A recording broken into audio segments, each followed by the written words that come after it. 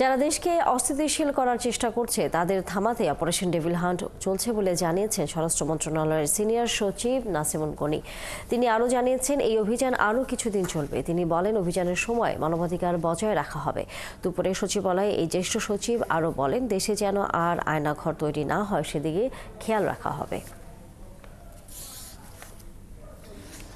Stable অবস্থাকে unstable করার চেষ্টা করা হচ্ছে, সেটাকে আমরা নিউট্রালাইজ করব এবং এর জন্য আইনানুগ পন্থায় যে ব্যবস্থা নেওয়া দরকার সেগুলো নেব আমরা ইনশাআল্লাহ, উইথ স্পেশাল রেফারেন্স টু মানবাধিকার এবং পরিবেশ। মানবাধিকার কেন? এই মানবাধিকারের কারণে আমাদের এই আন্দোলনটা হয়েছিল এবং আমরা চাই যে আমাদের ভবিষ্যৎ, আগামী সন্তানদের জন্য যেন একটা ভালো ভবিষ্যৎ রেখে যেতে পারি, আমাদের সিস্টেমের মধ্যে যেন একটা গুড প্র্যাকটিস আমরা রেখে যেতে পারি, আয়নাঘর যেন আর তৈরি না হয় কোনোদিন।